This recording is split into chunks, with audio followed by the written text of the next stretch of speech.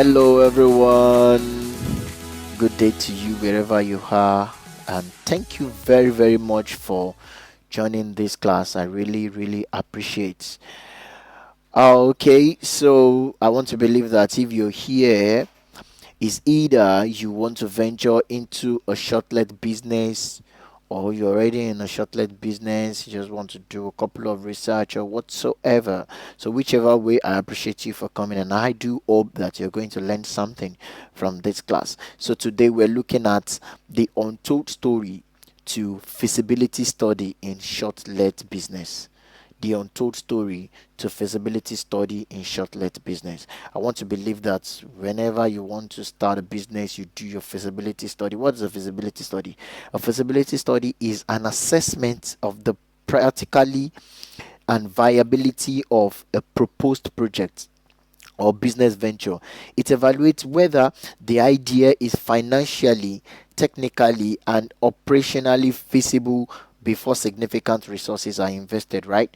Okay, so I want to believe that you've done your feasibility study and you're in the middle of making the decision. Then you'll be like, okay, I saw this video, I stumbled on this video saying there's an untold story to feasibility study. Have we just told story again? These people have started. Okay, let me join and see. Okay, welcome. You are now you have joined. You are going to see. Okay, I'm saying there's an untold story to that. Yeah, there's an untold story to that because of basically the way we do our feasibility study nowadays is different to the way we people do it in the past.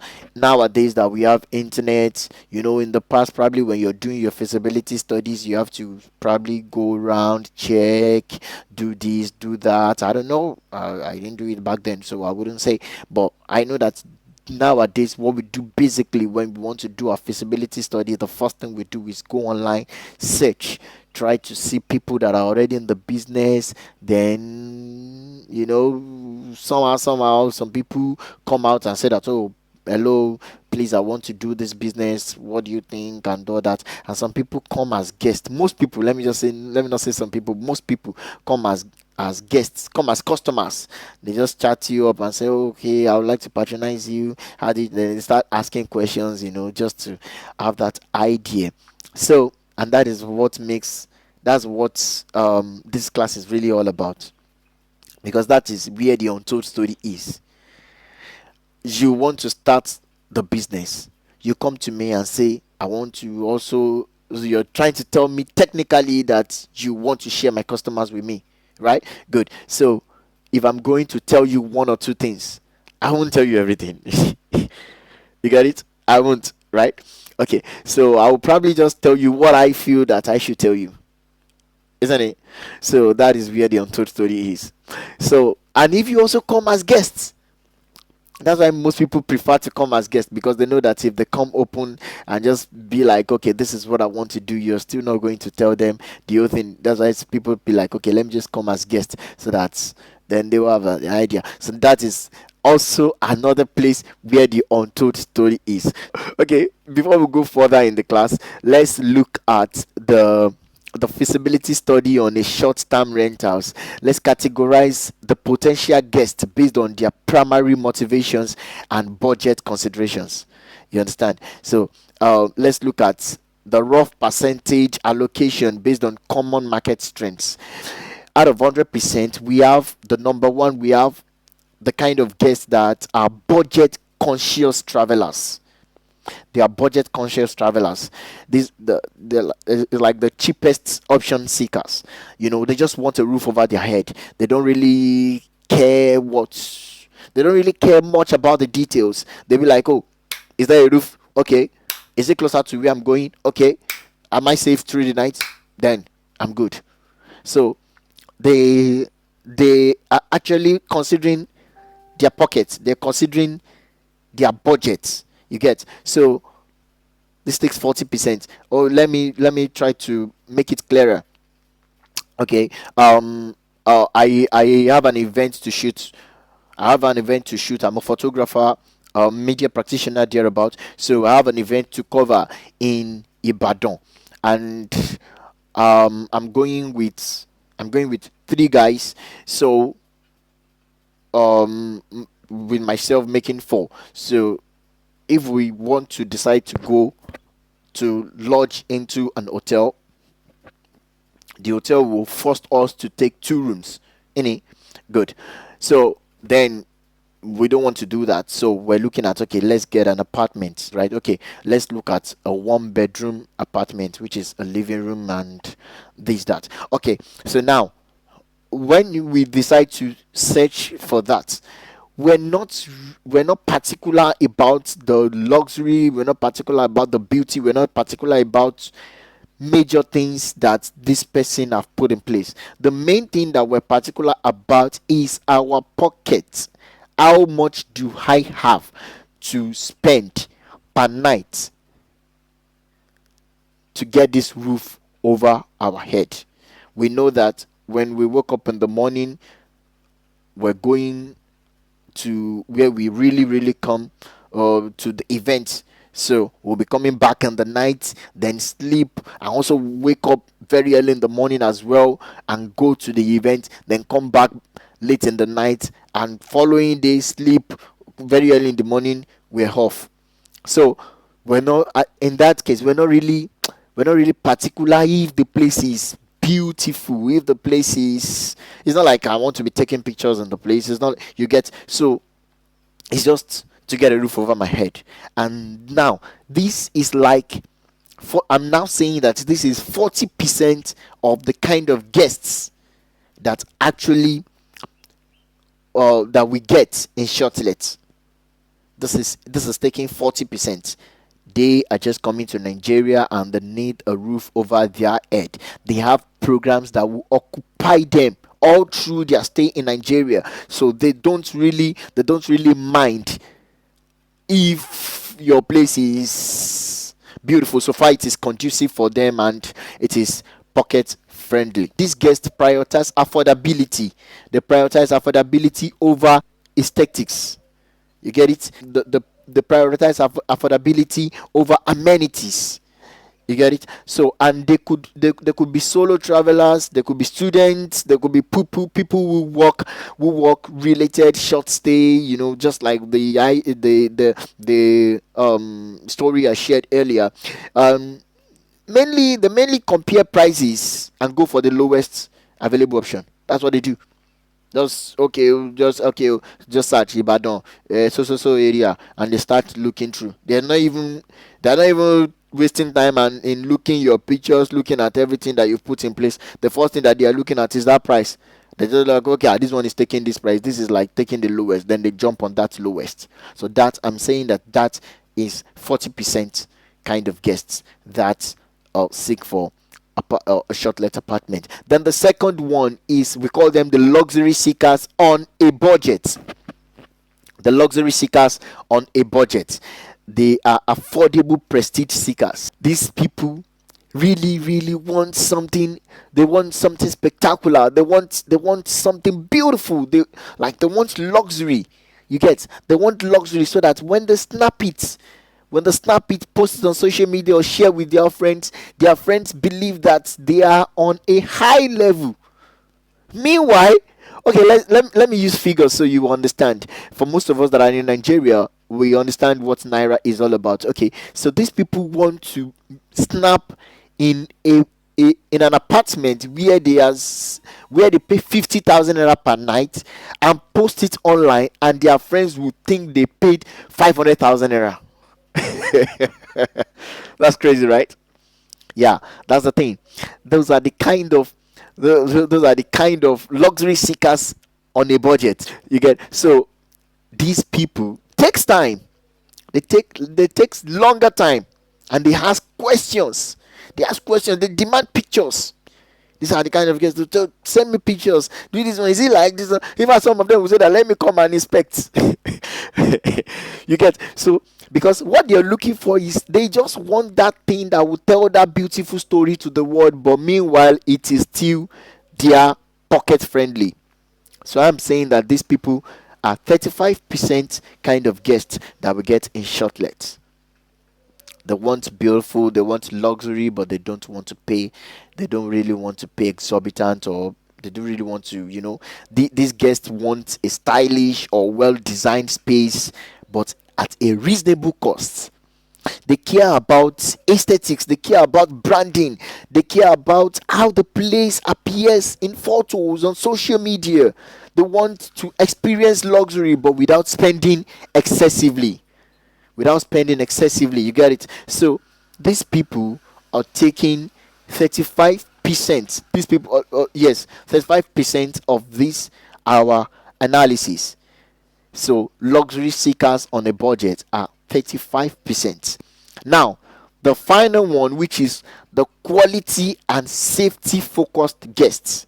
This is the premium comfort seekers. They are just 25%. Just 25%. They don't mind what you're charging. What they are particular about is the quality. They're particular about their security. High grade security.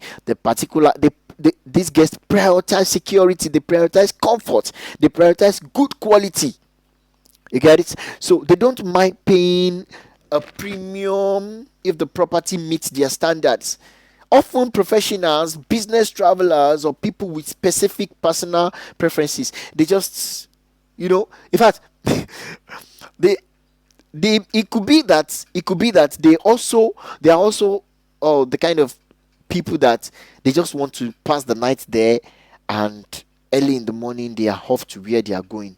But still, that place that they want to pass their night, they want quality. They may not snap a single picture like this there, but then they want to see that everything around them is luxury.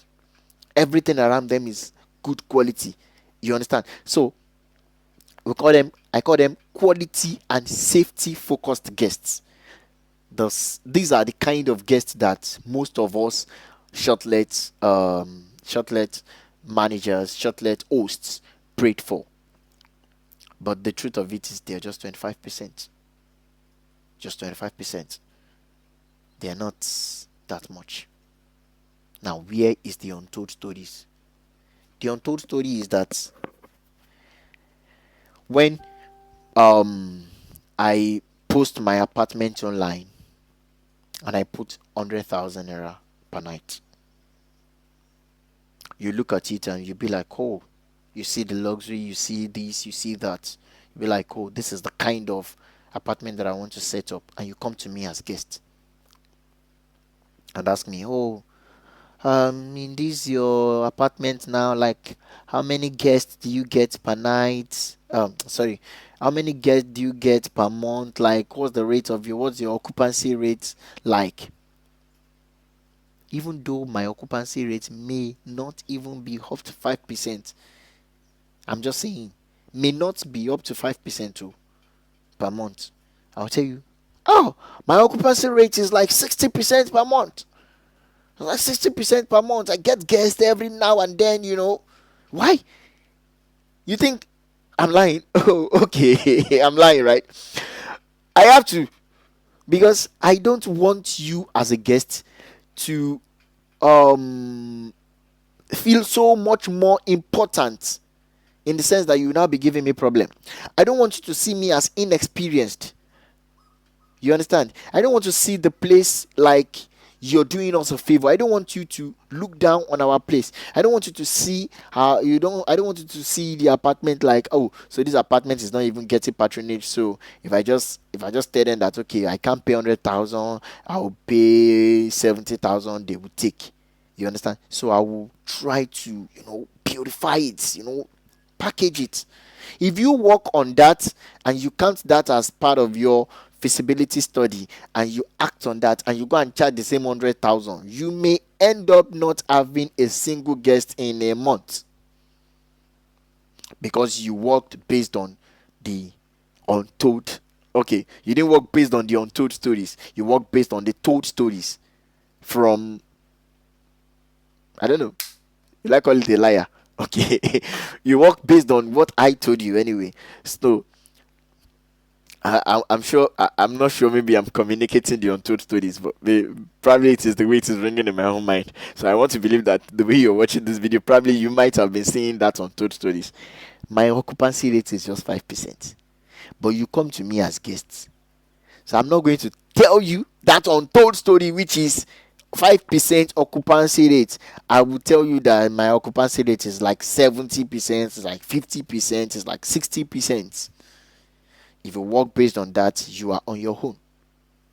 Now, you come to me clean and say that, oh bro, I want to start up your business, I want to start your kind of business, I want to do this, I want to do that, I want to, I want to put this kind of things in place. I'm looking at your kind of location and all that. What you're technically telling me is that you want to share my guest with me, right? So I will still give you what you want to hear. And I'll be like, oh, even though probably in that location that I am, maybe my occupancy rate is like 50% at that amount that I'm charging.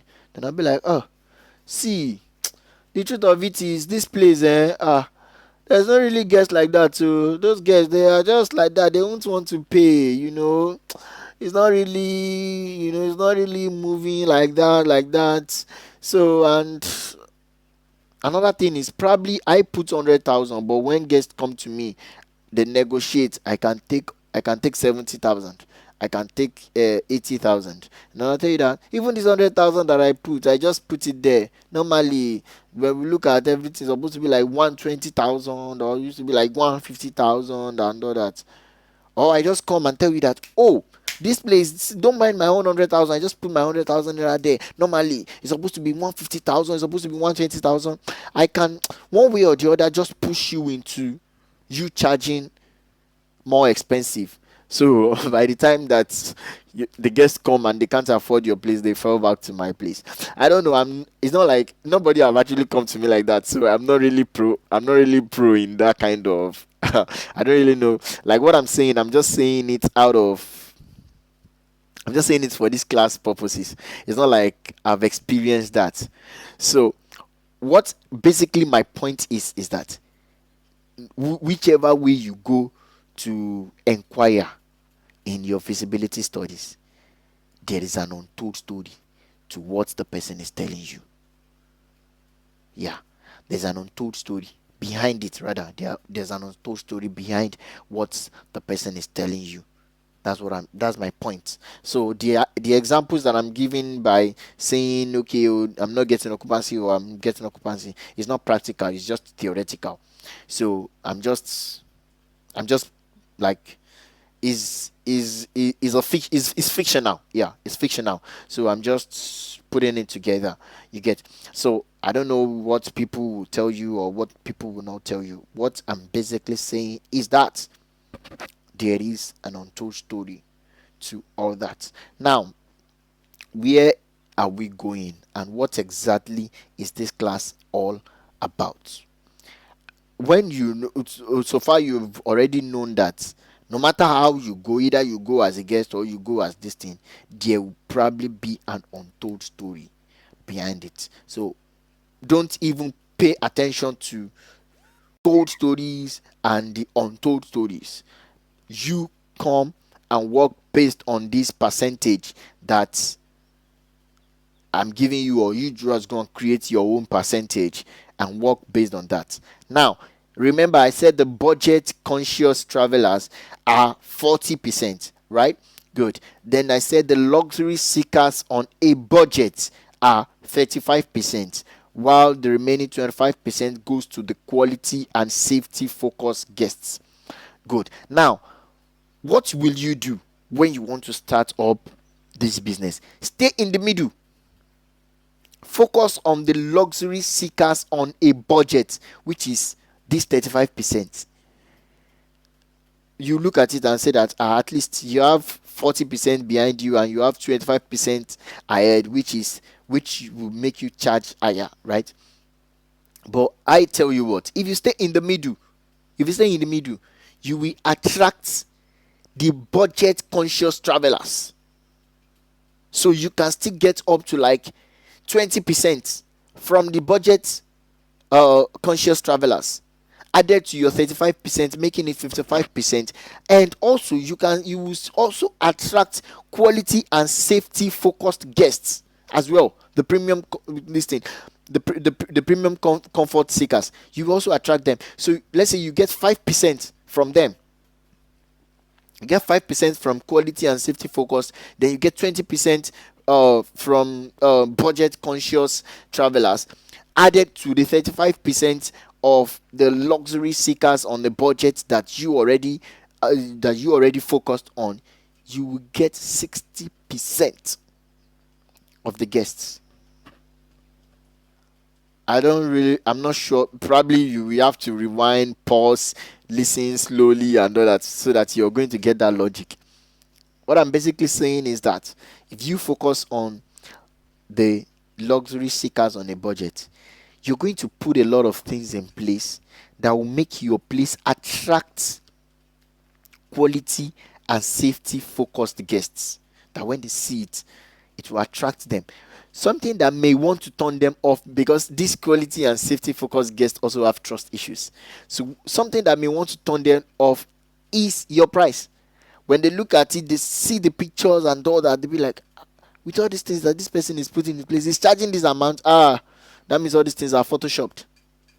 So some of them have that trust issues. So some of them, by the time they just look at it, and they may, when they look at the picture, they may be like, oh wow, this is the kind of apartment I'm looking for. But then when they see your price, they'll be like, oh no, this is too cheap.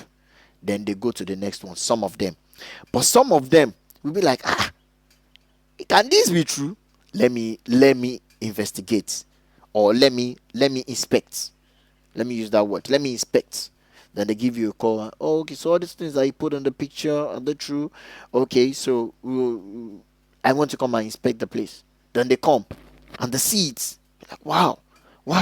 They will now be the one to be telling you that, with all these things that you put in place, how come you're charging that? Now, if you attract that kind of guest, I tell you what, let's say the person is supposed to just book a night, 100,000 in a place, and he gets to your place, you see that you're charging 70,000 naira for the same quality that the people charging 100,000 naira will charging 100,000 naira is giving out.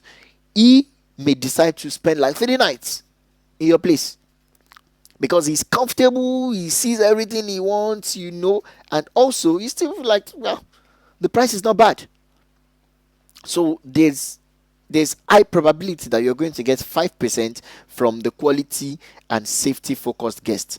Then, while you are getting your 35% from the luxury seekers on a budget constantly, then the budget conscious travelers also somehow will just stumble on your listing, and they'll be like, wow, this is not bad. Probably they are looking for something of 50,000 naira because of their budget. Then they see yours at 70,000 naira. Then they be like, it's just 20,000 naira difference. And look at all these things. Let's go there. So you will get 20%, because it happens to me too. In the Ibadan that I'm talking about, I was staying in an apartment of.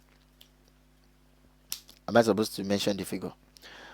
I was in an apartment, a particular amount, or a particular amount, and so then we didn't plan to use the third night, so we checked out. Then by the time we come back, by the time we finish the event and we feel like, oh, let's go back to the apartment and book another night, then they told us that the apartment's already taken, so we have to start looking for another one. So I got another one that is 20,000 naira higher than the one that we were staying before. But we look at there's a high difference in the quality of what they are offering. So you'll be like, is it not just 20,000 naira difference? Let's go for it. So you will get a lot of that. So what this class is basically all about is that there is an untold stories to the feasibility studies you do, so don't really work on that. Otherwise, you just go and put 100,000 naira on your apartment and you're just sleeping and waking, hoping that one person will inquire, or that 1 month is going, 2 months. You're just wasting money on the because there are there are some fixed costs. I don't really know how my boss used to call it. I'm not an accountant, so I don't really know. There are some costs that either you get guests or not, that cost is going. That cost is going. Another sad part of it is that if you're charging 100,000 naira now per night, and I book one night, you will subscribe for Netflix 5,500 naira if you're using the I've forgotten the name. Then you will subscribe for the internet, let's say 14,500 naira. Netflix internet goes for 1 month, right? Good. You pay for electricity for one night. Okay, that one I shouldn't even count that, because if I'm you booking 2 nights, you're paying for 2 nights. Okay, so then cleaning, yeah. So if I'm booking one night, you're cleaning before I check in, you're cleaning after I check in. So you're paying the same amount. You're paying a certain amount for cleaning, right? Good. Now, if another person beside you is charging 70,000 naira, or is even charging 50,000 naira, if I go there, I use one night in your own place. You've paid for Netflix, you've paid for internet, you've paid for cleaning, you paid for 1 full month for Netflix, internet, and all that, and whatever you pay for. So for the whole of 1 month, for the rest of the month, you didn't get another guest again. And the person that is charging 50,000 naira gets a place, get somebody, stay 4 nights. That's 200,000 naira. And that 4 nights, they pay one off for the Netflix that you also paid for. They paid for the internet that you also paid for. They paid one off for that cleaning, because it's cleaning before and cleaning after. The same thing that you paid for. Then, okay, the only difference is the electricity, or wherever, I don't know, depending on the location. So the major difference that I know is the electricity, right? Good. So before the end of the month again, the person charging 50,000 naira can still get another, like 1 or 2 or 3, while you that you're charging 100,000 naira just stay on that particular thing, and you paid for the same thing every month. So at the long run, that particular thing, that beautiful this thing, when you get that you get in your feasibility studies, that just make you decide that, oh, let me charge 100,000 is my standard, let me charge 100,000, that just make you do that. Is, if you look at it very well, the untold story behind it is making the business not really meeting up its targets. It will be difficult to break even. You understand? So try as much as possible to figure out the untold stories in the stories that you hear, or your research and all that. Try as much as possible to see how you can, beyond all the beautiful this thing that you're seeing, just try to follow this idea, or just create an idea that strike a balance, that make you to be in the middle. You understand? In the middle. Don't be low, so that it's only cheap people that your place will attract, and don't be too high, such that it's only the high people that your place is going to attract. Try to maintain that middle, while giving the amount that is convenient for the people behind, and the amount the quality that is suitable for people above. All right, so this video that I planned to be a short video have turned out to be a very long video. All right, thank you for your time. I hope you've learned something. If you have, please let me know in the comment section. All right, thank you very much. See you in our next video.